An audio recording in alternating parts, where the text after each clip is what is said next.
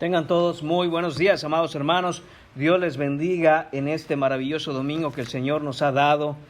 Hermanos, les invito a que abran sus Biblias conmigo. Estamos en la segunda carta de Juan.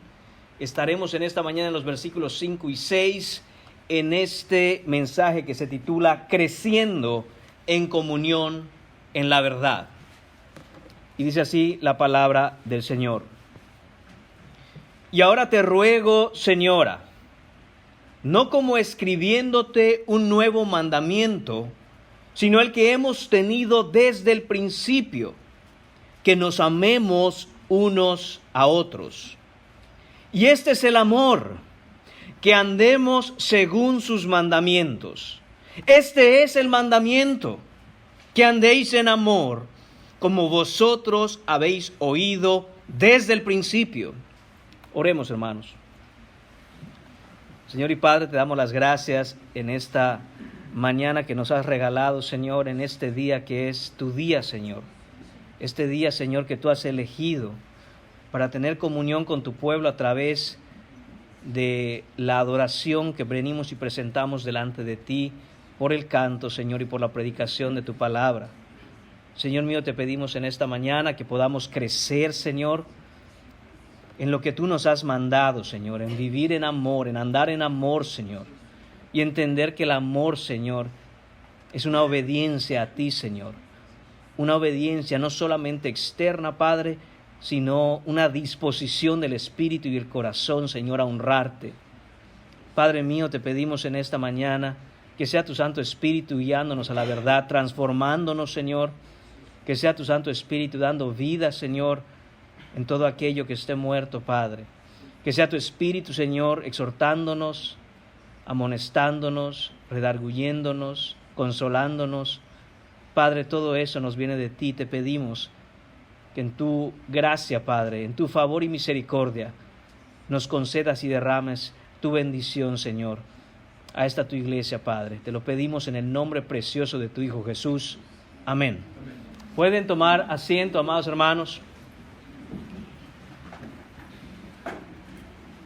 El domingo pasado iniciamos nuestro estudio en esta segunda carta de Juan y aprendíamos que Juan se dirige a una iglesia local en particular alrededor del año 90 y que Juan escribía de una manera metafórica para cuidar precisamente a esta congregación y a estos hermanos a causa de la persecución, y escribía él a la señora elegida y a sus hijos. Recordemos eso. Si usted no estuvo el domingo pasado aquí, recuerde, esta es una iglesia local y los hijos de esa señora elegida son los miembros de la iglesia. Y el domingo pasado hablábamos, hermanos, de ese título que le dimos a la predicación, que fue experimentando comunión en la verdad.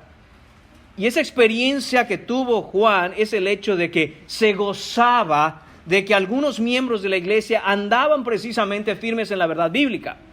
¿Por qué razón se gozaba Juan? No solo porque la verdad del evangelio había capturado sus corazones, había inundado su ser y estaban firmes en esa verdad, sino que, hermanos, va a ser muy necesario entenderlo, ya que Juan escribe para hacer un énfasis en que no se podía estar apoyando, ayudando, impulsando a aquellos que venían predicando un falso evangelio, y que esta iglesia en particular había abrazado a esos predicadores viajeros y en un amor de ellos, un amor cristiano, pero con falta de ese discernimiento y la instrucción correcta. Ellos pensaban que era lo mismo. Entonces, hermanos, ahora Juan, en estos versículos 5 y 6, va a hacer un llamado a crecer en esa comunión en amor. Aún no va a llegar el punto en la carta en donde se va a dirigir específicamente el por qué no deberían estar apoyando falsas enseñanzas. Pero sí va a ser un énfasis muy marcado en por qué es bueno crecer en ese amor entre hermanos, en comunión fundamentados en la verdad. En los versículos que estudiaremos en esta mañana, hermanos, se nos presenta una poderosa exhortación acerca de las virtudes indispensables de la verdad para crecer en comunión entre hermanos y para que esa comunión esté basada en el amor genuino dentro del cuerpo de Cristo. ¿Por qué los cristianos tienen una comunión los unos con los otros? ¿Por qué los cristianos genuinos aman verdaderamente a otros cristianos? ¿Cuál es el fundamento? ¿Cuál es la base? Hermanos, es el amor por la verdad. Es el evangelio mismo lo que conecta personas diferentes, de diferentes países, de diferentes nacionalidades y culturas, de diferentes edades, de diferentes estratos sociales. Todo, hermanos míos, queda bajo el mismo nivel cuando estamos postrados delante de la cruz de Cristo. Y eso es lo que Juan va a querer hablar ahora. Veremos en esta mañana, hermanos, 2 puntos que van a ser fáciles de seguir. Son el punto 1 en el versículo 5 y el punto 2 en el versículo 6. En el punto 1 veremos el fundamento del amor. En ese versículo 5 el apóstol Juan enfatiza la naturaleza eterna del mandamiento a amarnos los unos a los otros. Este mandamiento, hermanos, no es un concepto nuevo, no es novedoso. Eso es lo que nos dice Juan, sino que está arraigado en el carácter y la naturaleza de Dios mismo. Es una verdad fundamental que se ha transmitido de generación en generación de cristianos por 20 siglos. Y dice Juan, en ese primer siglo, a esto es que se tienen que aferrar. También analizaremos en el versículo 6 el punto número 2, que será la práctica del amor. En ese versículo 6, Juan aclara que el amor genuino no es simplemente un sentimiento, no es simplemente una emoción, sino que se manifiesta a través de la obediencia a sus mandamientos. El verdadero amor se demuestra a través de nuestras acciones y actitudes unos hacia otros, mientras buscamos honrar a Dios y a su palabra en todo lo que hacemos. Entonces, hermanos, al reflexionar sobre estos versículos, debemos recordar el papel esencial que desempeñan la verdad. Recuerde que la verdad, hablábamos de eso bastante en el sermón pasado. La verdad en esta carta se refiere a la doctrina bíblica expresada en las páginas de la Escritura, a la sana doctrina, a la sana enseñanza, hermanos míos, pero también el amor en nuestro caminar cristiano. Así que, hermanos, oremos que podamos estar siempre comprometidos a defender la verdad, que estemos comprometidos, hermanos, con la palabra de Dios y a expresar el amor que Dios nos manda en nuestras relaciones los unos con los otros. Debemos esforzarnos, hermanos, para crecer en una verdadera comunión cristiana. Y quiero hacer un énfasis en eso, hermanos. Debemos esforzarnos. La verdadera comunión cristiana, hermanos, no se produce por arte de magia. Todo aquello que vale la pena, y el amor cristiano y la unidad cristiana y la comunión cristiana valen la pena, hermanos, requiere esfuerzo, requiere acción, requiere ser intencional. Hermanos míos, que estemos unidos en nuestra búsqueda de la verdad y unidos por los lazos del amor en el Evangelio. Al hacerlo, hermanos, que nuestras vidas den testimonio de ese poder transformador de la palabra de Dios. Que den testimonio atrayendo a otros a la comunión de los creyentes y glorificando a nuestro Señor y Salvador Jesucristo. Hermanos, esa debe ser nuestra oración, nuestro enfoque. No podemos ser simplemente personas que estemos creciendo en una verdad bíblica, en una sana doctrina, en las verdades que vemos en la Biblia. Pero, hermanos, que no hayan frutos tangibles, palpables, reales, de que todo lo que predicamos, de que todo lo que hacemos, de que todo lo que estudiamos, de que todo lo que vivimos es verdaderamente en el Señor por nuestro caminar. Así que empecemos, hermanos, el primer punto, les repito, el fundamento del amor, versículo 5. Escribe Juan: y ahora te ruego, señora, no como escribiéndote un nuevo mandamiento, sino el que hemos tenido desde el principio, que nos amemos unos a otros. Recuerde, está escribiendo Juan esta carta a hermanos cristianos, a una iglesia local. Y esta expresión que va dirigida a la iglesia, y ahora, significa que Ahora Juan nos va a hablar y quiere tratar directamente el asunto por el cual les escribe la carta. Recuerda de nuevo, ellos han estado ayudando en un amor equivocado, en un amor que tenía un error de madurez. Han estado ayudando a personas que llevaban un falso evangelio. Ellos los atendían a estos predicadores que llegaban a la ciudad. Estos hombres decían: somos hombres de Dios, venimos predicando sobre el evangelio, sobre el amor, sobre la salvación. Y estos hermanos, con ese amor hospedador, los recibían y los ayudaban. El problema era, recuerde, que no estaban predicando el evangelio verdadero. Que ellos tenían un corazón no para agradar al Señor, sino para agradarse a ellos mismos. De tal manera que veían en ese amor hospedador de los verdaderos cristianos una oportunidad para ellos vivir cómodamente sin tener que trabajar.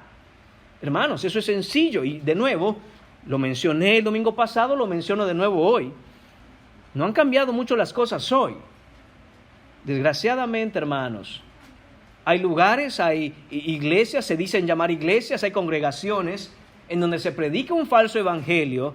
No se enseña la verdad bíblica, donde no hay una verdadera salvación, porque donde no hay un verdadero evangelio no puede haber una verdadera salvación. Hay un falso evangelio, por eso hay falsas conversiones.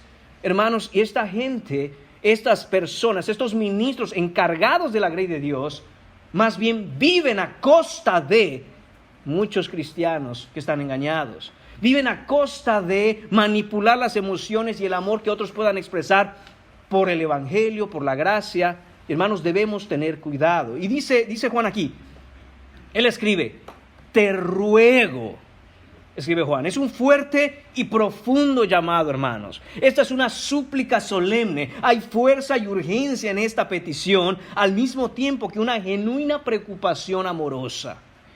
Hermanos, Juan, recuerde, como el anciano que es, como el último de los apóstoles que queda vivo, como aquel que él mismo se puso ese sobrenombre del discípulo amado, quien caminó con Jesús, él podría simplemente dar una orden. Y esa orden debería ser obedecida por los hermanos, porque Juan no es un falso maestro, está diciendo la verdad. Sin embargo, Juan no usa ese tono, no usa, hermanos míos, esa exhortación directa en donde se espera la obediencia indiscutible porque se les está ordenando algo. Por el contrario, él quiere, hermanos míos, expresar al mismo tiempo firmeza, pero amor y cariño por la congregación de hermanos. Y le dice a la iglesia: te ruego. Hace un solemne ruego. Y después dice: no escribiéndote un nuevo mandamiento. Esto, hermanos míos, no es nada nuevo, como habíamos dicho. Esto no es que nunca lo habían escuchado ellos. Esto lo sabe bien todo cristiano. Esto es algo básico, es algo elemental. Este mandamiento que Juan desea recordarle a los hermanos no es desconocido. Y note que escribe, dice: sino el que hemos tenido desde el principio. ¿Sabe cuál es el problema con la iglesia cristiana, el evangelicalismo moderno de hoy? Que anda buscando algo nuevo. Pero todo aquel verdadero ministro, todo aquel verdadero pastor, todo aquel verdadero hombre de Dios, hermanos míos, no anda buscando nada nuevo, sino por el contrario, señala a su congregación, en este caso Juan, a los hermanos de esa iglesia, que debemos regresar a los fundamentos del principio, aquello que el mismo Señor Jesús enseñó. Hermanos, corremos un gran peligro cuando andamos buscando algo nuevo. ¿Qué habrá de nuevo ahora? Escuché por aquí que nadie había entendido este pasaje o este versículo como fulano de tal, que salió enseñando que realmente Pablo no estaba hablando de eso, estaba hablando de otra cosa. Cuidado, hermanos, porque si es nuevo, es falso. No hay nada nuevo, hermanos. Todo es regresar a las sendas antiguas, a regresar al fundamento que fue establecido por los apóstoles. Y obviamente ese fundamento, esa enseñanza apostólica, puesto sobre el gran fundamento y la roca angular que es Cristo Jesús. Y esto es lo que estaba ocurriendo.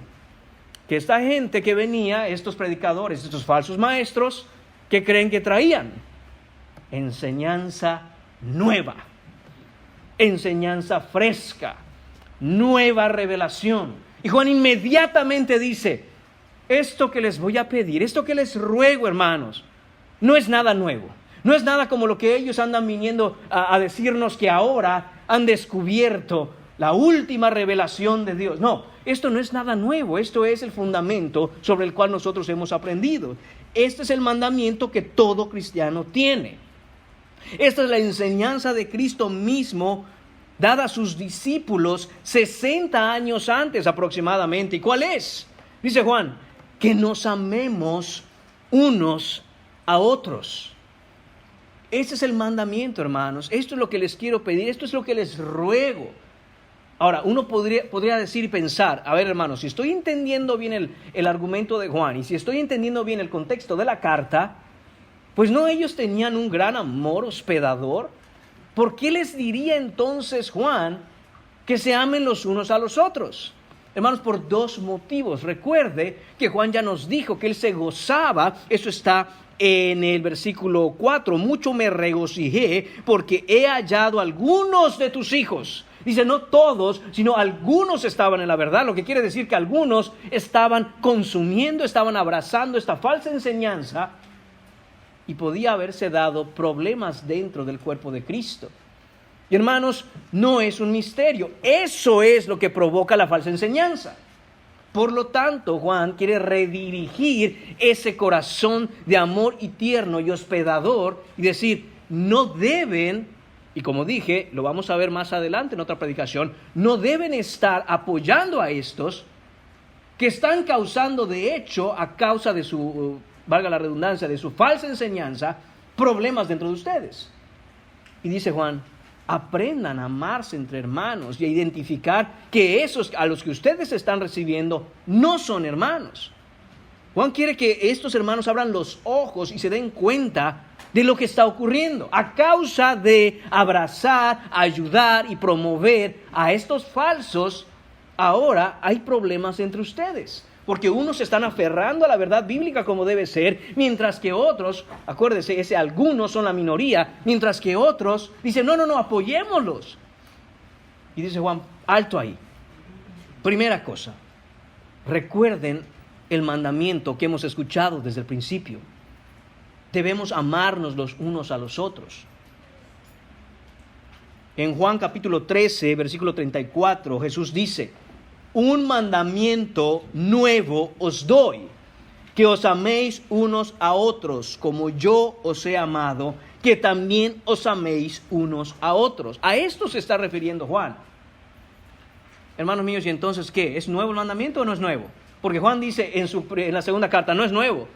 Pero cuando Jesús enseñó, dice, un mandamiento nuevo os doy. Hermanos, la razón es el tiempo.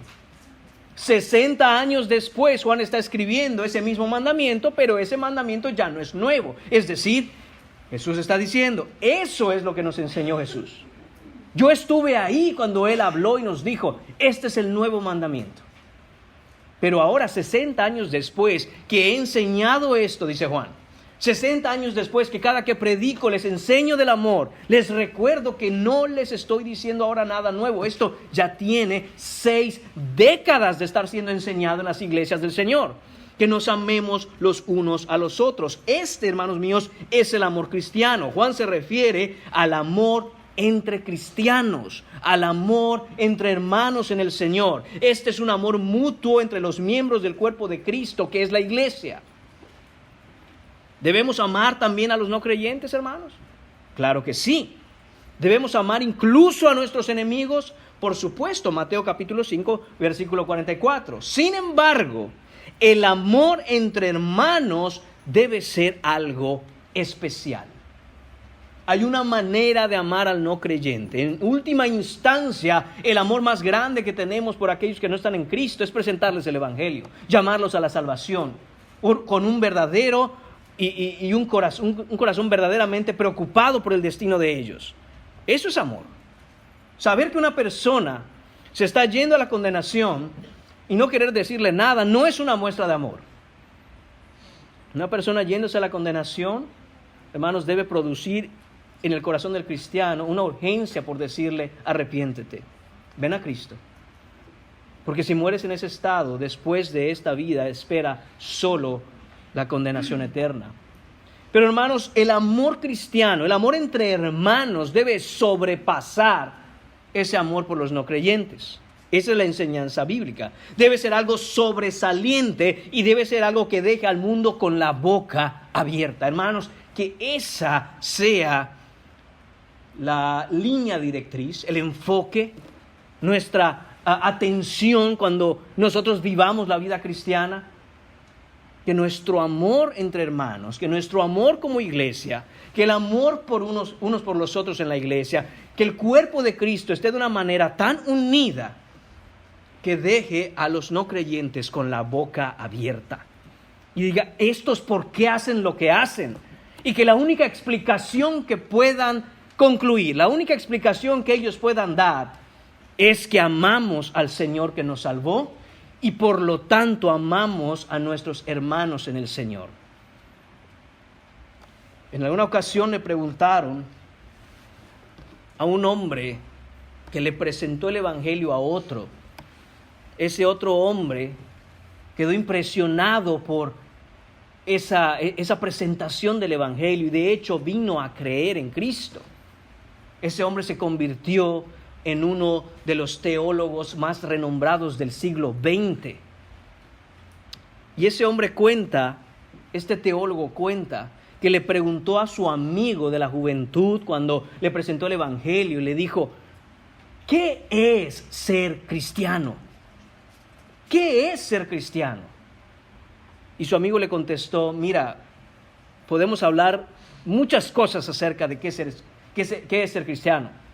Hay mucha enseñanza bíblica y teológica con respecto a qué es ser cristiano. Pero mira, entendiendo él que este hombre acaba de escuchar el evangelio y pues obviamente no sabe nada del evangelio o la Biblia, y en vez de darle una clase de doctrina, porque recuerde, no le damos clases de doctrina a los inconversos, le dijo, mira, en términos prácticos, ser cristiano es esto, que voy a esforzarme con todo mi corazón, dice, para trabajar con una excelencia que nadie trabaja, para ayudar a mis hermanos como nadie los ayuda y para sobrepasar a todos mis hermanos en cómo los amo.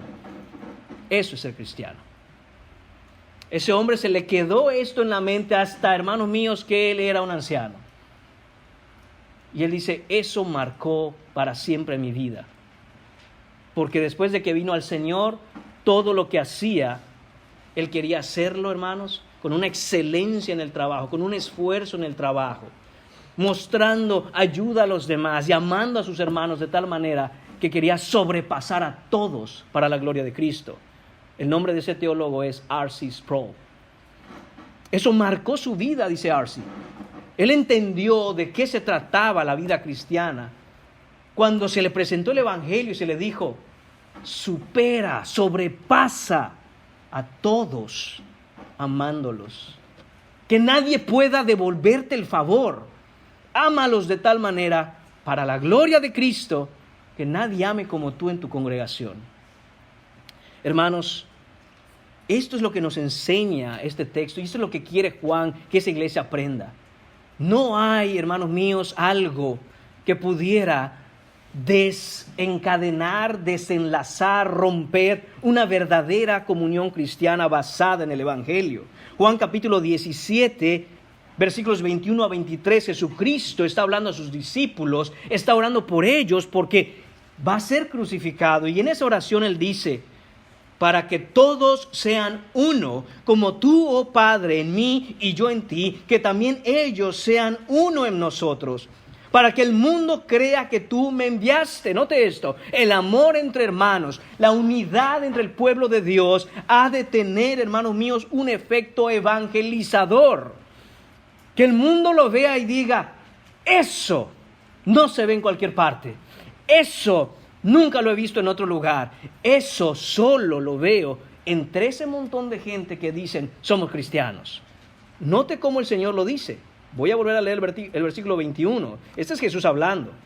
Que todos sean uno, como tú, oh Padre, está orando al Padre, obviamente, en mí y yo en ti, que también ellos, refiriéndose a los discípulos y a todo aquel que cree en Cristo, que sean uno en nosotros. ¿Para qué?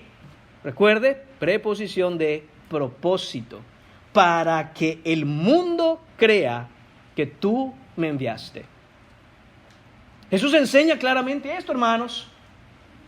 ¿Cómo queremos, cómo pensamos o pretendemos llevar el evangelio a otros cuando quizá lo que estamos mostrando como congregación, como cuerpo de Cristo y como hermanos, es que entre nosotros no hay amor? Hermanos, y yo sé, siempre el no creyente, el inconverso va a buscar pretextos para no venir a Cristo. Pero hermanos, el punto es, no les demos pretextos. Que no tengan pretexto alguno.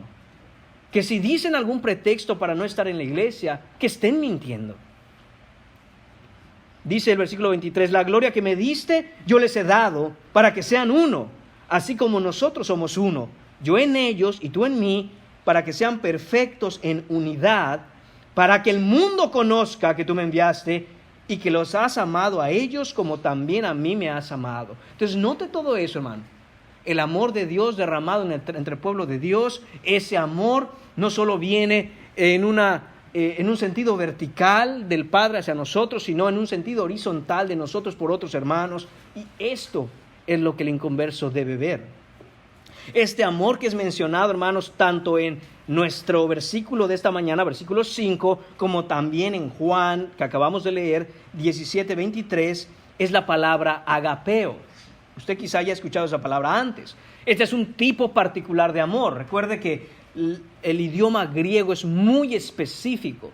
No fue coincidencia, hermanos, que Dios decidiera dejar registrada la escritura, la revelación en este idioma, sino que es un idioma altamente significativo y con muchas cosas demasiado específicas, de tal forma que hay 4 diferentes palabras, algunos dicen 5, para referirse al amor, dependiendo de qué clase de amor se está hablando.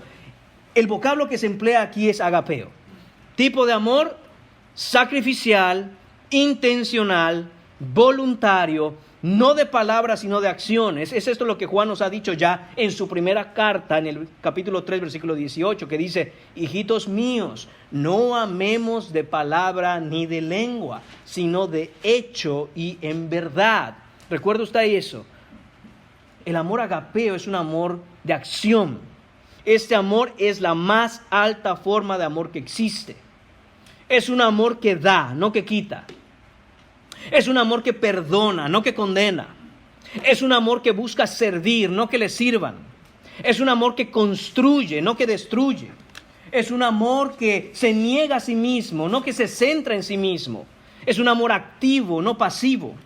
El punto, hermanos, es que este amor no es un mero sentimiento. Es un amor de acciones, es un amor de conductas, es amor en acción, si lo quiere usted ver así. Por eso, hermanos míos, es que Juan nos dice, este es un mandamiento. Es importante entender que si Dios nos dice que amarnos los unos a los otros es un mandamiento, quiere decir que mera y primariamente no es un sentimiento. ¿Por qué? Porque no tenemos, hermanos míos, control en lo que sentimos. Si yo considero el amor simplemente como un sentimiento o una emoción, y alguien me dice, es un mandamiento que ames, ¿qué voy a responder? Es que no lo siento. Es que, hermano, yo entiendo que hay que hacerlo, pero es que no me nace. Por eso dice Juan, es que esto no es que te nazca. Es que este amor del que habla la Biblia, este amor bíblico, no tiene que ver primariamente con lo que sientes, sino con lo que haces. Pero ¿cuál es el problema? Que pensamos que el amor es un sentimiento. Por lo tanto, queremos traer esa enseñanza del mundo dentro de la iglesia y entonces, pues es que, hermanos, si no lo siento, yo no voy a ser ningún hipócrita. Pero es que no de eso te habla la Biblia. Es un mandamiento porque requiere acciones y las acciones sí las puedes obedecer. Requiere una conducta y esa conducta es la que Dios nos pide que tengamos para con los demás. Pero el engaño de este siglo es ese. Pregúntale a cualquiera hoy que no tiene enseñanza bíblica, que no tiene a Cristo, que no tiene al Señor, y te va a hablar del amor como un bonito sentimiento. quizá como el más alto sentimiento, pero sentimiento al fin. Recuerde esto y lo he dicho otras veces. ¿Por qué los índices de divorcio en nuestra sociedad han llegado a lo más alto que ha existido en la historia de la humanidad? ¿Por qué? Porque esa gente que un día se casó enamorada, entre comillas, eso no era amor, era un sentimiento. Pues ese sentimiento se les fue. Porque sintieron otra cosa otro día. Y ya no hay el sentimiento, ya no hay la emoción. Yo ya no quiero. Porque te engañaron. Porque viste muchas películas de Hollywood. Porque desde niño o niña te veías las películas de Disney y fueron felices para siempre. Todo un engaño. Eso no es amor. Y hermanos, hago esta aplicación para que nosotros como padres desde pequeños empecemos a enseñarles a nuestros hijos. ¿Ves eso? Es fantasía, es entretenimiento. Dependiendo del tipo de película, hermanos, podríamos decir, uno la disfruta, uno se entretiene de vez en cuando. No es pecaminoso quizá entretenerse un rato. Pero el problema es cuando eso empieza a ser en tu mente la idea de que esa es la verdad. No es la verdad. No es la verdad. Es fantasía. ¿Ustedes no saben que directamente Disney les dice que es fantasía? Es fantasía. El mundo fantástico de Disney. La magia de Disney. Fantasías animadas de ayer y hoy. Te lo dicen directamente. El problema es que tú te crees que es verdad. Esa es la verdad. No lo es. Es un cuento de hadas. Ahora, ¿cuál es la verdad bíblica, hermanos? El amor ágape. Aquel que no depende de lo que sentimos, que no depende de lo que nos emociona, sino depende de nuestras acciones que tomamos voluntariamente, intencionalmente, para honrar a Dios. Ese es el verdadero amor. Ese es el amor en acción. Es una acción intencional y voluntaria. Yo debo tomar la decisión de hacerlo independientemente de lo que yo sienta o de lo que yo no sienta. Independientemente de si estoy emocionado o no tengo emoción para hacerlo. Debo tomar voluntariamente las acciones necesarias para demostrar amor. Por eso les decía al principio, la verdadera unidad cristiana y el amor cristiano requiere mucho esfuerzo. No cae del cielo por arte de magia. Uno dice, ¿qué es lo que tengo que hacer? Dice, quiero hacerlo. Quiero honrar al Señor en este mandamiento que Él me está dando. Y ahorita vamos a ver por qué, hermanos míos, el corazón del verdadero cristiano quiere hacerlo y honrar a su Señor.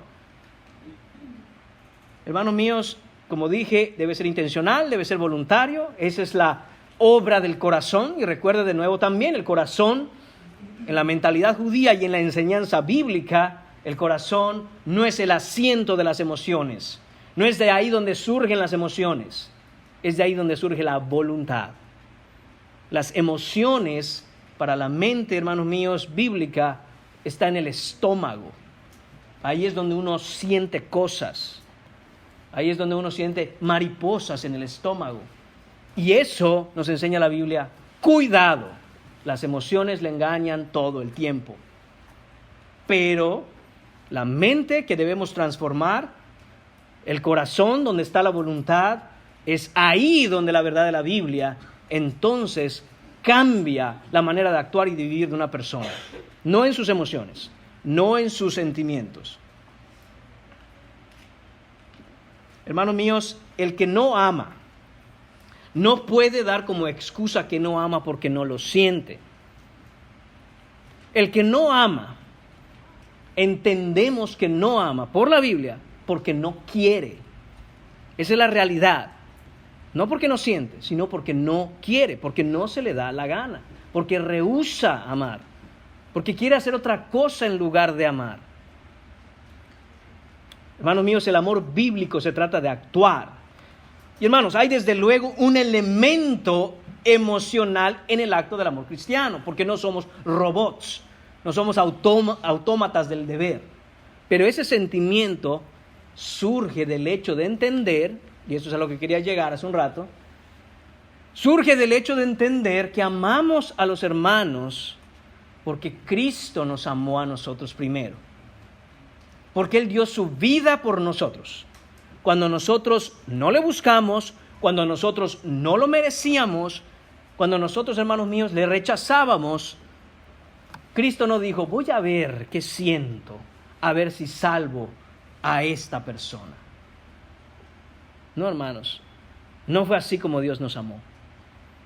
En Getsemaní estoy seguro que Jesús sintió muchas cosas, porque lloraba intensamente. Y dice la Escritura que gotas de sangre empezó a sudar por el peso de lo que tenía que ir a hacer a la cruz, nos enseña la palabra. Pero ¿qué oró Él?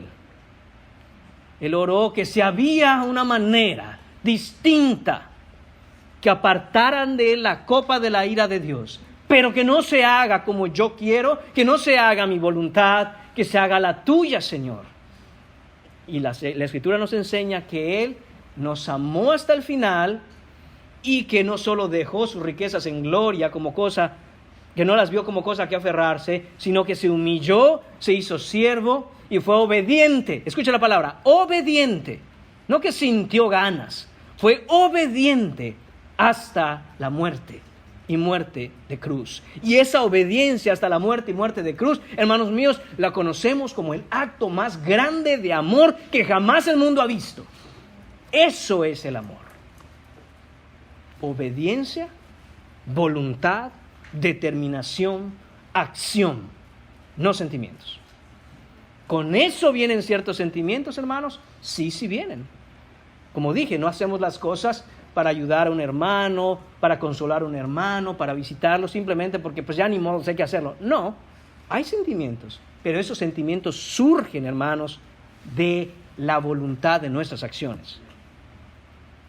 Ningún cristiano, hermanos míos, puede quedarse sentado y decir que está amando a sus hermanos simplemente porque lo siente en su corazón. Dice, no, yo sí amo a los hermanos. A ver, ¿cómo tú sabes que los amas? Ay, porque yo lo siento aquí en mi corazón. No, hermanos, si nosotros analizamos nuestra vida de amor por la iglesia y nuestra vida de amor por los hermanos, debiéramos preguntarnos, ¿qué yo he hecho esta semana por uno de mis hermanos? Acciones que yo hice, no que yo sentí. De nuevo les digo, ¿van a haber sentimientos involucrados? Claro, uno toma aprecio por los hermanos, por supuesto. Pero antes que eso están acciones. ¿Qué es lo que yo he hecho por el cuerpo de Cristo? ¿Qué es lo que yo hago para amar a mis hermanos? Este amor es algo profundo, hermanos. Es una decisión tomada en el centro mismo de nuestra voluntad. Se necesita más que solo sentimientos o emociones para amar cristianamente. Es el fundamento del amor genuino. Nos amamos porque Cristo nos ha amado a nosotros y nos ha dado un modelo y nos ha mandado a amarnos. Juan capítulo 15, versículo 17, Jesús hablando dice, esto os pido, no, esto os sugiero, no, esto me gustaría que hagan, no, esto estaría bien si pueden practicarlo, no, dice, esto os mando, que os améis unos a otros. Hermanos, nos amamos porque Dios nos amó en la cruz. Ejemplo tenemos en Él. ¿Cómo es el amor que tienes por los hermanos? Te pregunto. ¿Cómo es tu relación de amor por los hermanos de tu congregación? ¿Cómo te relacionas con ellos? Tú ves tu vida con los demás hermanos y dices, esos hermanos, mi iglesia y mi congregación, son parte de mi vida. Son parte de mi vida. No es lo mismo que estén a que no estén. No es lo mismo yo estar aquí o estar por allá. Porque son parte de mi vida. Yo soy parte, bíblicamente hablando, yo soy parte, yo soy un miembro de ese cuerpo. A ese cuerpo pertenezco. Es lo que tenemos que analizar, hermanos, y pedirle a Dios nos ayude, como Juan le está escribiendo a esta iglesia y dice, hey, hermanos, yo sé que ustedes tienen un amor por Cristo. Yo sé que ustedes tienen un verdadero amor por el Señor. Son los hijos de la señora elegida, son miembros de esta iglesia. Pero se les está olvidando algo. ¿Dónde está el amor que Cristo nos enseñó que tengamos? ¿Dónde está el verdadero amor bíblico, agapeo, de acciones que el Señor nos pidió que tengamos? Así que, hermanos, esta es nuestra exhortación para nosotros hoy también en esta mañana. Que nos amemos los unos a los otros, que tengamos esa unidad. Punto número 2. La práctica del amor. Hemos visto el fundamento de ese amor. El vivir, el ir a lo que se nos ha dicho, el estar desde el principio, hermanos, buscando ese fundamento que Cristo enseñó. Ahora, punto número 2, la práctica del amor, versículo 6, dice, y este es el amor, que andemos según sus mandamientos. Este es el mandamiento, que andéis en amor como vosotros habéis oído desde el principio. Juan suena redundante aquí, hermanos, y vamos a ir analizando este versículo para entender qué nos está diciendo. Juan define lo que es el amor, ¿se da cuenta? Juan nos da una definición más exacta y más clara con respecto a lo que es el verdadero amor. Dios a través de Juan nos dice claramente lo que es el amor. Y si alguien puede decir qué cosa es algo, eso es Dios, hermanos. Eso es la palabra de Dios. Todo lo que Dios dice que es así.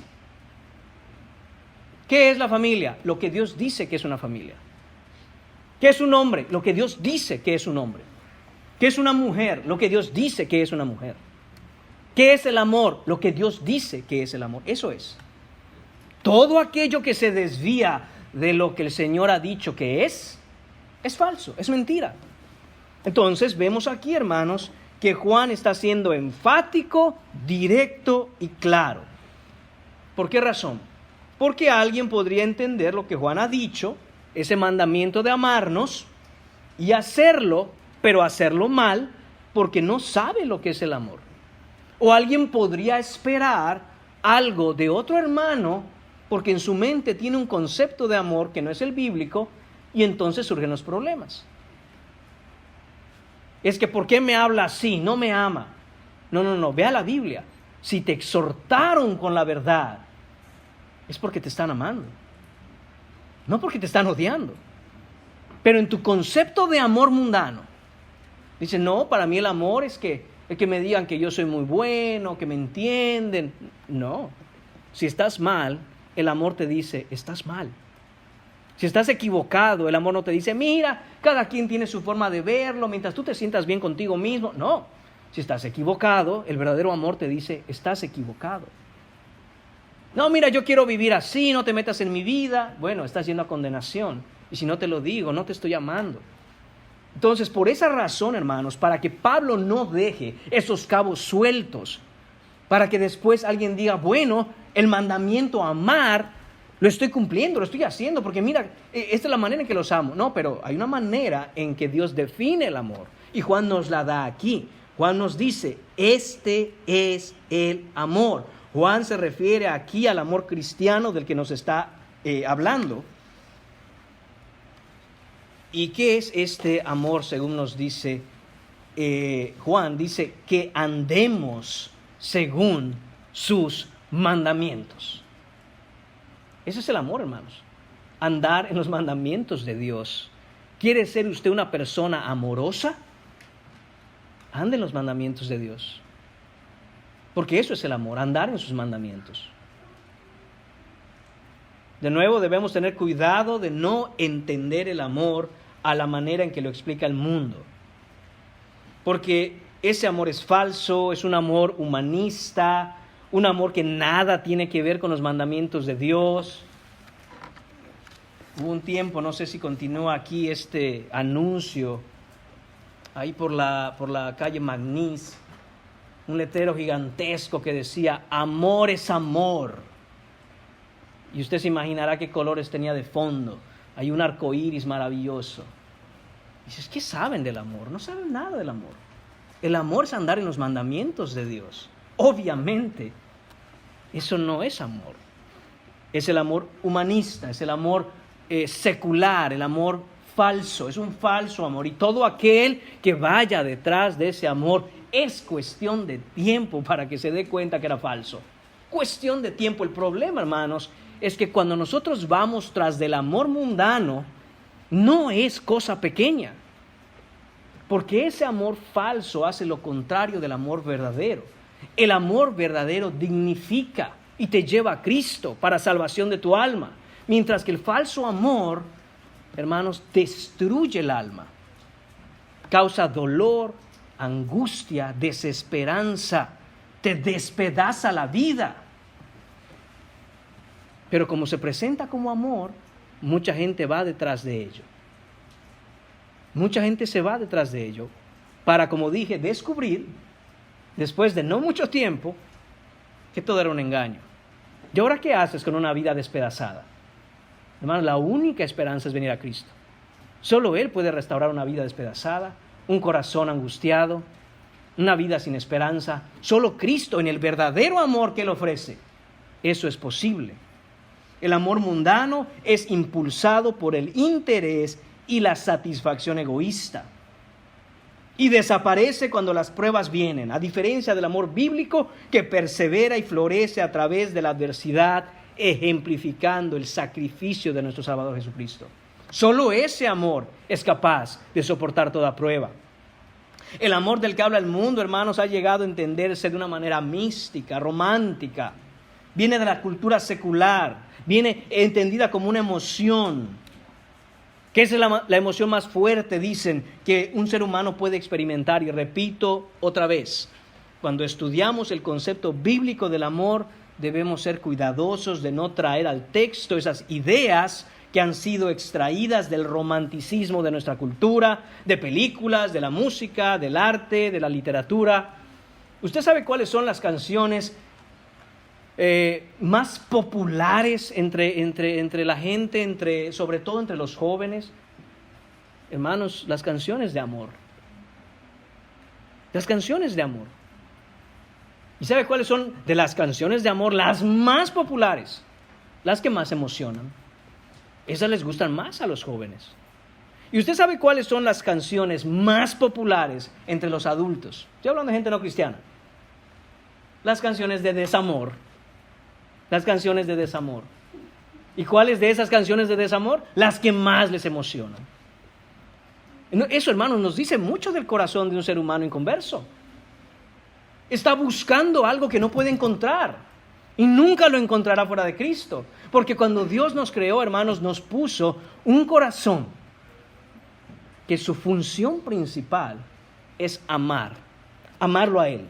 Pero a causa del pecado, Satanás, en su astucia, no destruyó la función del corazón, sino cambió los afectos de ese corazón. Ese corazón, aún en el estado inconverso, busca amar, pero no a Dios. El corazón regenerado, hermanos míos, el corazón como Dios lo hizo, se satisface en el amor de su Salvador. Pero una vez que los efectos del pecado entraron al mundo, el corazón del inconverso busca ser amado, pero no por Dios. Y cree que un día encontrará a alguien que lo ame verdaderamente. ¿Se dan cuenta, hermanos, cómo el pecado puso todo completamente a la inversa? Completamente al opuesto, como diríamos, patas para arriba. Y es difícil caminar parado de manos, hermanos. Es difícil, es imposible vivir así. El amor que está describiendo Juan, de nuevo, es el amor ágape, el amor cristiano, un amor que viene de Dios mismo. Este no es un amor natural, hermanos, es un amor que se encuentra solo en Dios, no se encuentra en la carne. Es un amor que tiene su origen en Dios mismo, es un don divino. Es una característica del fruto del Espíritu Santo que despierta nuestras almas cuando somos transformados por el poder de Dios. Se nos da ahora una capacidad de amar que no es natural. Es un amor que viene de la persona de Dios. Le pertenece a Él. Ese tipo de amor es el fundamento, la fuente, el origen de todo verdadero amor que nos conduce a la práctica del amor bíblico entre hermanos. Cuando hablamos de ese amor cristiano, nuestro entendimiento no puede ser el entendimiento del amor mundano. Porque si nosotros queremos venir a practicar o entender el amor cristiano a la manera en que el mundo lo promueve, hermanos míos, nos hemos creado un ídolo. Porque Dios es amor. De tal manera que si yo te pregunto, ¿qué es el amor? Quiero que me describas a Dios. Porque Dios es amor. Y si lo que tú me describes es el amor del mundo, lo que tú tienes no es al Dios bíblico. Tú tienes un ídolo y tienes una idolatría por eso. Y por eso estás como estás. Y por eso vivimos como vivimos. Y por eso estamos cargados, llenos de angustias, tristes, deprimidos, estresados. Pues, ¿quién es tu Dios? Hermanos, esto me impactó mientras preparaba este mensaje. Nos damos cuenta que nuestro concepto de amor nos dice clara y directamente qué Dios adoramos. ¿Qué Dios adoramos? Porque Dios es amor. De nuevo, el amor bíblico, nos explica Juan, es que andemos según sus mandamientos. Esa palabra, que andemos, quiere decir que vivamos, que practiquemos, que obedezcamos. Quiere decir cuál es nuestro estilo de vida. Nuestro estilo de vida debe reflejar la fe que decimos practicar, que decimos profesar. Y notemos que dice mandamientos. Es decir, que hay más de uno, es plural. Quiere decir que, hermanos míos, este mandamiento de amarnos los unos a los otros se repite constantemente en diferentes aspectos de ese amor. Cada uno de esos mandamientos que encontramos en la Escritura se refiere, hermanos míos, a una manera, una forma en la que el amor cristiano debe practicarse. Debemos amarnos entre hermanos de manera que crezcamos en todas las diferentes dimensiones de ese amor. Debemos crecer a lo largo, alto y ancho del amor cristiano. Debemos crecer en la altura, en la longitud y la profundidad del amor entre hermanos. Debemos crecer en duración, en intensidad, en paciencia, en prontitud, en perdón, en inteligencia y en verdad al expresar amor por los demás, particularmente a los hermanos. El amor cristiano es multifacético. Está constituido por una variedad de diferentes rasgos o expresiones que lo hacen ser un amor sólido y un amor real. Es como ese diamante que tiene varios cortes. Y cuando uno lo toma y lo gira, esos cortes producen un reflejo de la luz que lo hace verse brillante. Ese es el amor cristiano. Tiene diferentes aspectos y facetas que, dependiendo de cómo lo gires, proyecta un brillo que viene reflejado por el amor que hemos recibido de Dios Padre. Las expresiones de nuestro amor por el cuerpo de Cristo deben incluir la mayoría, todas, hermanos, esforzarnos por estar siempre honrando al Señor con nuestro amor por el cuerpo de Cristo. Esas expresiones de amor, recuerde, son actos de amor, acciones en amor, de acuerdo con lo que nos ha mandado el Señor. El amor es obediencia a los mandamientos de Dios. El mundo no puede entender ni puede concebir esto, porque es imposible que un hombre sin Cristo, que una persona sin el Espíritu Santo morando dentro de ella, sin un cambio de corazón, sin un corazón vivo y nuevo, pueda siquiera querer agradar al Señor en sus mandamientos. El mundo no entiende lo que es el amor cristiano porque su concepto de amor está completamente divorciado de la obediencia a Dios. El mundo y el falso cristiano está en contra de la obediencia de los mandamientos de Dios, y cuando escucha que el amor es obedecer los mandamientos, pensará quizá que la obediencia a los mandamientos es ser legalista. Pero si Dios es amor, no importa. No importan los mandamientos, que dicho sea de paso, esa era la enseñanza gnóstica que estaba infectando las iglesias a las cuales Juan les escribe. Eso estaba ocurriendo. Y por eso Juan dice, hay que hablar del amor y dejar claro esto. Y hermanos, no es diferente lo que está sucediendo hoy en día en el mundo evangélico. Se habla del amor y del amor y del amor y del amor. Pero si tú les preguntas qué es el amor, no te dicen el amor es la obediencia a los mandamientos de Dios. Es honrar al Señor en obediencia. No te describen el carácter de Dios, porque no conocen a Dios, por lo tanto no saben lo que es el amor. Juan está señalando la doctrina bíblica del amor según la enseñó el Señor Jesucristo. Juan capítulo 14, versículo 15. Si me amáis, dice el Señor, guardad mis mandamientos. Si me amáis, guardad mis mandamientos. Ahí está, hermanos, directo y claro. Note una cosa, si usted ha escuchado que yo presente el Evangelio a alguien si yo le presenté el Evangelio a usted sabrá una cosa. Presento el espejo de la Escritura frente a usted, yendo por los mandamientos. Y siempre digo, ok, si hemos roto el mandamiento, levantemos la mano, yo estoy incluido, hagámoslo juntos y vamos a ver cómo nos va. En una ocasión le presenté el Evangelio a una persona y contestó con honestidad cada vez que le presentaba un mandamiento. ¿Lo has roto? Me dijo, sí. ¿Y este lo ha roto? Sí. ¿Y este lo ha roto? Sí. Estamos iguales, yo también. ¿Este lo ha roto? Sí, yo también. ¿Este lo ha roto? Sí. ¿Ves el problema? Sí, me dice. Ahora, ¿cuál es el mayor de todos los mandamientos? Le dije. El primero, el que Jesús dijo. Amarás al Señor tu Dios con todo tu corazón, con toda tu alma, con toda tu mente y con todas tus fuerzas. ¿Tú amas a Dios? Le dije. Sí, me dijo. Y yo, acabamos de pasar por cada uno de los mandamientos y me dijiste que los has roto. Pero yo te pregunto, ¿amas a Dios? Y me dices, sí, yo amo a Dios. Pero si el amor que Dios nos manda, que Juan nos dice, que Jesús le dijo, capítulo 14, versículo 15, es: si me amáis, guardad mis mandamientos. La conclusión lógica a la que debemos llegar cuando vemos que no guardamos los mandamientos es que no amo a Dios.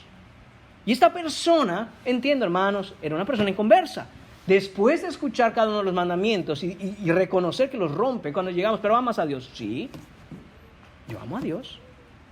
¿Ven el problema, hermanos? Estamos ciegos. Todos estamos ciegos antes de Cristo. Para la gloria de Dios, esta persona abrió los ojos y está hoy, hermanos míos, entre nosotros. A lo mejor recuerda quién es. Entregó su vida a Cristo y entiende. No, ahora entiendo. Ahora entiendo el punto. Necesito un Salvador. Porque no es posible que yo ame a ese nivel. Cristo lo tuvo que hacer por mí y Él ganó las justicias que yo necesito para ser salvo. Hermanos, pero el punto es este.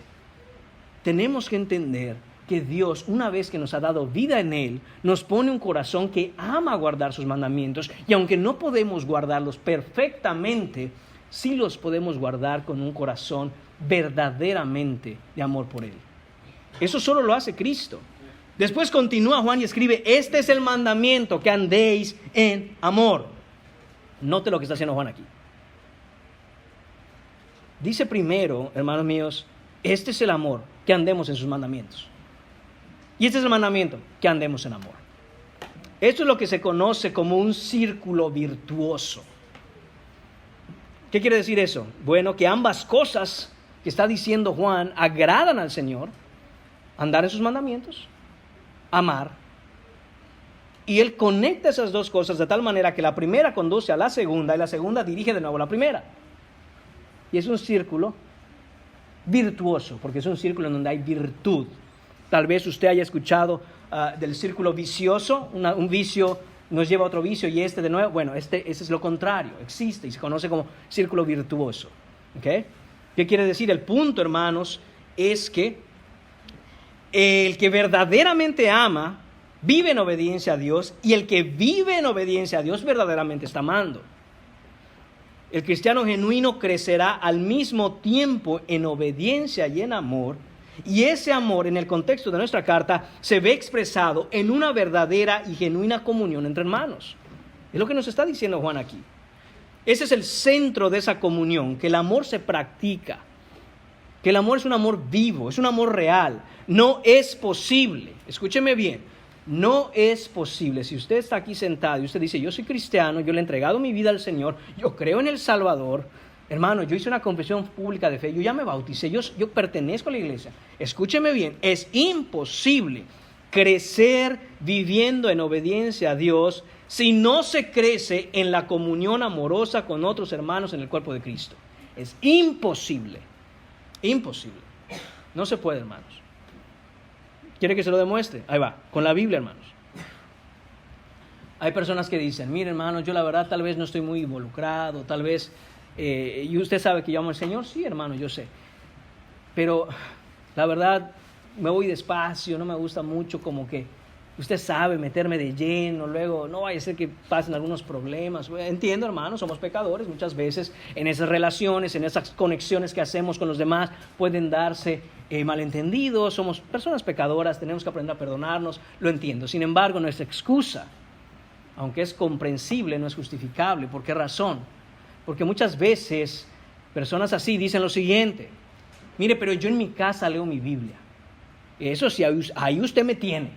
Tempranito yo estoy en la lectura de mi Biblia. Amén. Y el devocional, ahí estoy, hermano, ahí estoy.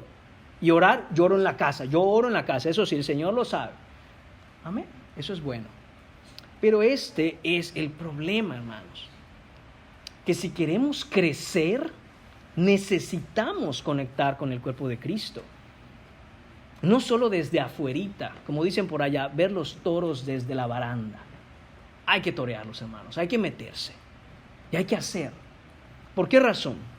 Hermanos, déjenme darle algunos versículos que nos ha mandado el Señor en su palabra. Son algunos, no todos, no es exhaustiva esta lista. Pero recuerde lo que le dije, estas personas dicen, pero yo en mi casa leo la Biblia. Pues ojalá esté leyendo estos versículos. Porque me gustaría saber qué hace uno en su casa, sin involucrarse en la iglesia, sin tener mucha conexión y mucha interacción con los hermanos. Pero dice, pero yo leo mi Biblia en mi casa. Ok, empecemos entonces. Juan capítulo 13, versículo 34. Un mandamiento nuevo os doy, que os améis unos a otros como yo os he amado, que también os améis unos a otros. Romanos 12:10. Amaos los unos a los otros con amor fraternal, en cuanto a honra, prefiriéndoos los unos a los otros. Primera de Pedro 4:9. Hospedaos los unos a los otros sin murmuraciones. Primera de Tesalonicenses 4:18. Alentaos los unos a los otros con estas palabras. Primera de Tesalonicenses 5:11. Animaos unos a otros y edificaos unos a otros. Primera de Corintios 16:20. Saludaos los unos a los otros con ósculo santo. Efesios capítulo 4 versículo 2. Soportaos con paciencia los unos a los otros en amor. Efesios capítulo 4 versículo 32. Sed benignos unos con otros, misericordiosos, perdonándoos unos a otros, como Dios también os perdonó a vosotros en Cristo. Efesios 5:21. Someteos unos a otros en el temor de Dios. Colosenses 3:9. No mintáis los unos a los otros. Colosenses 3:13. Soportaos los unos a los otros y perdonaos unos a otros, si alguno tuviera queja contra otro, de la manera que Cristo os perdonó, así también hacedlo vosotros. Romanos 15:7. Recibíos los unos a los otros, como también Cristo nos recibió para la gloria de Dios. Juan 13:14. Pues si yo, dice Jesucristo, el Señor y el Maestro, ha lavado vuestros pies, vosotros debéis también lavaros los pies los unos a los otros. Romanos 14:13. Ya no se juzguen más los unos a los otros, sino más bien decidid no poner tropiezo u ocasión de caer al hermano. Hebreos 3:13. Exhortaos los unos a los otros cada día. Hebreos 10:24. Consideraos los unos a los otros para estimularlos al amor y a las buenas obras. Gálatas 6:2. Sobrellevad los unos las cargas de los otros y así cumplid la ley de Cristo. Gálatas 5:26. No nos hagamos vanagloriosos, irritándonos los unos a los otros, ni envidiándonos los unos a los otros. Santiago 5:16. Confesaos vuestras ofensas los unos a los otros y orad unos por otros. Juan 15:17, ya lo leímos. Esto os mando, que os améis unos a otros. Juan 13:35. En esto conocerán todos que sois mis discípulos, si tuviereis amor los unos por los otros. Hermanos, ustedes pensaban, ¿no va a parar el hermano? Puse algunos, de verdad, hermanos, puse algunos, habían más.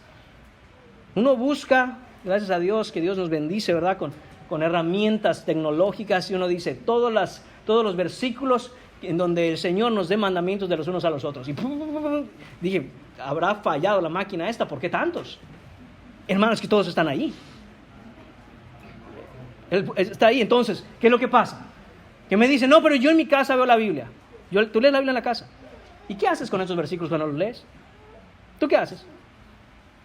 Creo que cuando uno ve un versículo importante en la Biblia, uno agarra un resaltador y lo resalta, ¿verdad? Para que uno no se lo olvide.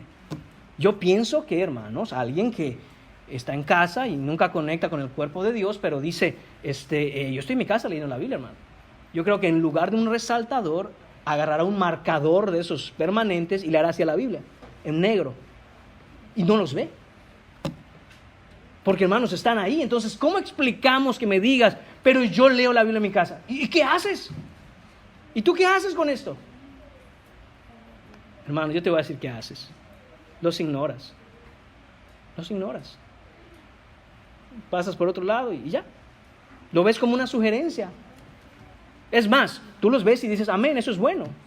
Claro, es la palabra de Dios, claro que es bueno. Pero ¿qué tú haces? Recuerda, el amor es de acciones. Y una persona que no conecta con el pueblo de Cristo, que no conecta con el cuerpo, que es la iglesia, el cuerpo de Cristo, que es la iglesia, hermano, no puede hacer nada de lo que acabamos de leer en todos esos versículos que le leí. Tal cual los leí, ni siquiera estuve tentadísimo, hermano, usted me conoce, de agarrar uno y empezar a hablar sobre él. Ya hasta estoy pasado de tiempo, pero ahí voy. Solo los leí, hermanos. Entonces, ¿qué hace uno con esos versículos, hermanos? El punto que está haciendo Juan aquí es que para nosotros crecer en una verdadera comunión y unidad entre el pueblo de Dios, como su iglesia, necesitamos practicar, necesitamos ejercitarnos en estas cosas.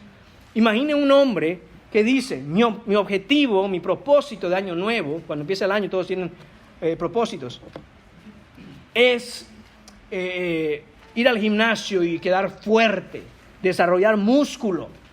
Ok, amén. Pero nunca voy. Nunca voy. O empecé, pero dejé de ir. ¿Cree usted que esa persona va a lograr desarrollar músculo si no va y se ejercita? No van a salir por arte de magia, hermanos. Lo mismo sucede si nosotros queremos crecer en comunión, en amor, genuino y verdadero como Cristo nos manda. Si no lo hacemos, va a ser un bonito sentimiento. Eso no se lo niego. Va a ser un bonito sentimiento. Nos va a emocionar de vez en cuando algunas situaciones ocurran y hagamos algo. Amén. Pero que intencionalmente, voluntariamente, de manera activa, de manera sistemática, eso empieza a ser un hábito en nuestra vida, hermanos, esa es otra historia y requiere, repito, como al principio, esfuerzo. Requiere esfuerzo. Porque el verdadero amor entre hermanos, nos mueve al sacrificio. Hay que sacrificar tiempo, hay que sacrificar actividades de uno. Hermanos, hay que sacrificar dinero. Ayudar cuesta. Cuesta, hermanos, es la verdad, las cosas cuestan. Y si un hermano está en necesidad, voy a orar por ti. Amén. Lo primero que tiene que hacer es orar. Pero que esa oración no solo sea así, sino que agarre y diga, aquí también, hermano. Porque si no, hermanos, Santiago nos dice eso, que si le digo, ve, caliéntate, ve, y voy a orar por ti para que Dios te provea.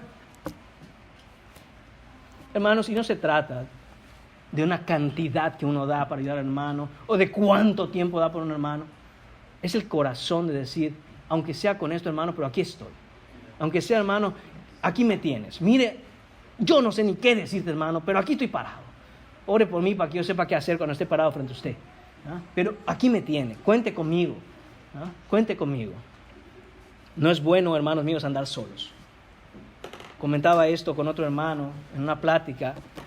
¿Por qué Dios nos dice que no es bueno que andemos solos? No solo que el hombre no debe andar solo, no debe estar solo, refiriéndose a quien necesita una ayuda idónea, sino en la vida cristiana no es bueno andar solo, porque dice la Escritura que cuando anden dos en el camino y uno se caiga, el otro lo levantará. Pero ay de aquel que anda solo, dice la Escritura. Porque ¿qué va a hacer cuando se caiga y no pueda levantarse? ¿Quién lo va a asistir? ¿Quién lo va a ayudar? Entonces, hermanos, Juan continúa y dice, esto es lo que vosotros habéis oído desde el principio. Vuelve a reiterar Juan, esto es lo que nos enseñó Jesús.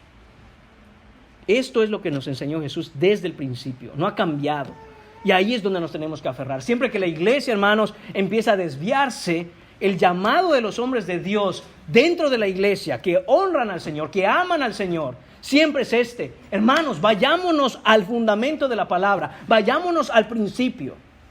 Hermanos, es triste cuando muchas veces se empiezan a discutir cosas que tienen que ver sea con temas teológicos, eclesiológicos, de la fe.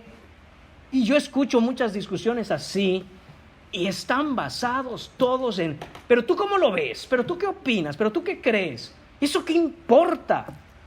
El hombre de Dios, como nos modela Juan, y dicho sea de paso, Juan está modelando lo que hace un verdadero anciano, es traernos al principio y a la Escritura, y diciendo, hey, esto no es nuevo, y no presten atención a esas palabrerías nuevas. ¿Qué dice la Escritura? ¿Qué nos mandó el Señor desde el principio? Ahí es donde tenemos que estar. Y hermanos, esas dos cosas son interesantes porque Juan tiene bien claro, después de 60 años, que lo que Jesús enseñó con respecto al amor y a la ley está en los mandamientos. De nuevo, cuando se le preguntó a Jesús cuál es el mayor de los mandamientos, ¿qué mandamiento eligió él? Amar. Amar a Dios y amar al prójimo. Y cuando un intérprete de la ley le preguntó, a ver Jesús, dice la Escritura que para probarlo, ¿cómo heredaré la vida eterna? ¿Qué tengo que hacer? Jesús, ¿qué le dijo? Mira, esto es lo que yo creo.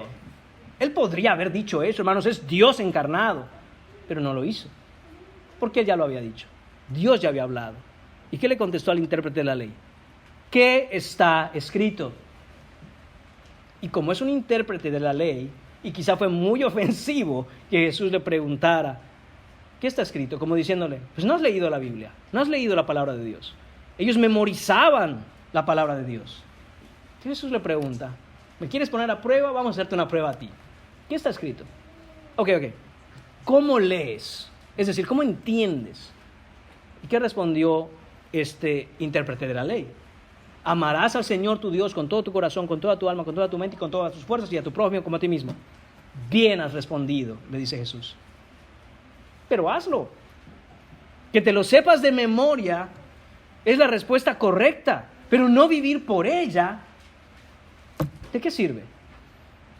Y entonces dice ese texto que entonces el escriba, el intérprete de la ley, para justificarse a sí mismo, porque sabía que no cumplía la ley, dice, pero ¿quién es mi prójimo?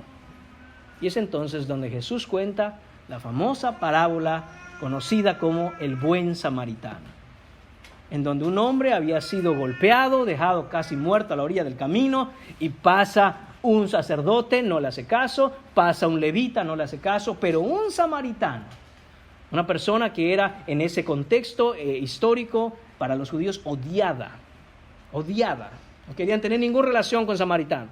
Él dice que se acercó y lo vio y fue movido a misericordia y lo llevó lo subió a su, sea caballo, burro, camello, lo que haya sido donde se transportaba, y dice que lo llevó a un lugar para que lo atendieran. Le dijo al mesonero, atiéndelo, cuídalo, yo te lo voy a pagar, yo voy a regresar, y si se usó más de lo que se tenía que usar, que te dejo, no te preocupes que yo te lo pago. Y Jesús le dice, ¿y quién fue entonces el que verdaderamente está aquí viviendo la ley? ¿Me explico? ¿Quién está aquí siendo el verdadero prójimo del otro? El que usó de misericordia. Pues veías tú lo mismo.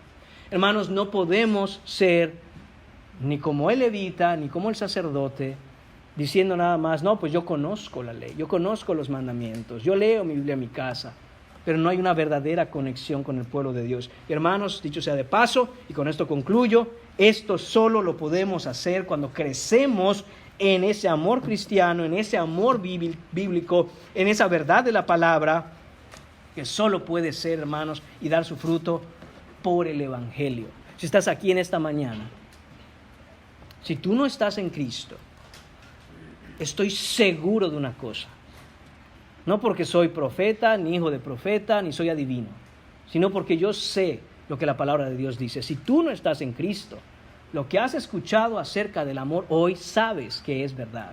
Sabes que el amor del mundo engaña, lastima, corrompe, se acaba y despedaza vidas. Pero el ofrecimiento del Evangelio en esta mañana es que hay esperanza. Es que tu vida no tiene que ser una vida despedazada, angustiada, en donde fuiste a lo mejor usado o utilizada por ese falso amor que te presentó el mundo y el cual te engañó y te fuiste tras de él. El amor de Cristo nunca falla, el amor verdadero y real es eterno, es inconmovible. Todo lo que Cristo ofrece por el amor que Él demostró en la cruz es lo único en lo que puedes tener esperanza. Fuera de eso, fuera de esa roca que es Cristo, todo está condenado a ser destruido. Pero los que estamos en Cristo Y te invito a que estés en Cristo en esta mañana, a que te arrepientas de tus pecados, a que vengas y digas: Señor, estoy despedazado, estoy en bancarrota espiritual. El amor que seguí tras el mundo me despedazó y me corrompió. Pero he escuchado que en ti hay esperanza. Soy pecador, perdóname. Dile eso a Jesús hoy. Ora mientras oro, ahora que termine, y pídele que te salve. Pídele que quieres seguirle, que quieres una nueva vida. Porque todo aquel que en Él cree no se pierde, sino tiene vida eterna. Oremos. Señor y Padre, te damos las gracias, mi Señor, porque en ti encontramos el verdadero amor, Señor. En ti encontramos verdaderamente, Señor, lo que nuestro corazón ansía, anhela y necesita. Padre, ayúdanos a crecer en ese amor por los hermanos, en crecer en amor, Señor, por nuestra congregación, por otras congregaciones bíblicas. Ayúdanos, Señor, a ser inteligentes.